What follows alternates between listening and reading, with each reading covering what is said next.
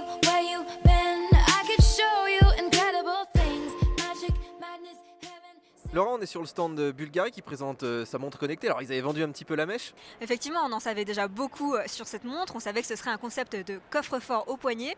Et effectivement, on peut y stocker des informations, des mots de passe. Et dans le futur, on pourra même payer avec et ouvrir sa maison. Il s'agit d'une montre en fait que nous ne nommons pas connectée, ni nous ne l'appelons pas smartwatch.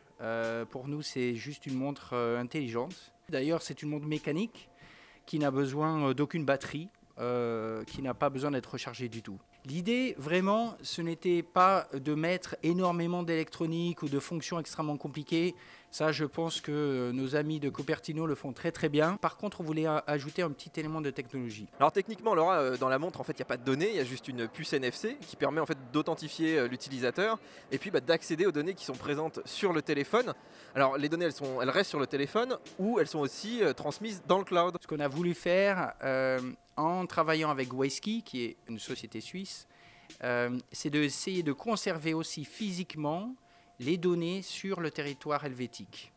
Et Wayski a un accord avec les autorités suisses, ce qui nous permet de mettre les données dans leurs data centers qui sont dans des bunkers de l'armée helvétique, cachés dans les fameuses montagnes. Je pense que c'est un mythe, tous les Suisses connaissent cette histoire, les montagnes sont truffées de tunnels et de bunkers. Cette puce sert aussi à authentifier la montre, à savoir que c'est une vraie Bulgari, et c'est d'ailleurs à ça que le système servait à la base. Le concept derrière est de émettre une pièce d'identité électronique pour l'objet. L'objectif premier était de lutter contre la contrefaçon, mais maintenant il y a pas mal de dérivés. Maintenant, avec l'évolution de la technologie sans contact, notamment NFC, sécurisée, on a maintenant la possibilité d'intégrer en fait cette puce sous n'importe quel form factor, et un form factor est la montre. Alors, la NFC avec l'iPhone, c'est pas optimal puisque Apple n'a pas encore ouvert la technologie.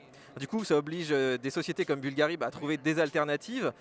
Par exemple, proposer un petit boîtier, mais ça veut dire qu'il faudra le transporter tous les jours avec soi. Et alors, comment vous voyez l'arrivée d'Apple sur le marché? Est-ce que ça vous fait peur? Je pense que personnellement, peut-être un des challenges de l'industrie horlogère, c'est la génération jeune, la génération future, qui effectivement de moins en moins s'intéresse à l'objet de poignet. Et peut-être que l'arrivée de l'Apple Watch va justement susciter un vrai intérêt, peut-être même un retour sur les montres. Vous disiez que votre montre intelligente allait pouvoir ouvrir des maisons, par exemple. Est-ce que vous pensez qu'elle va pouvoir ouvrir des voitures aussi?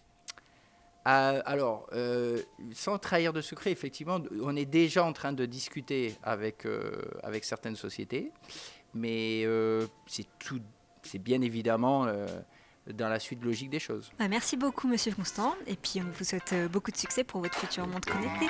Merci beaucoup.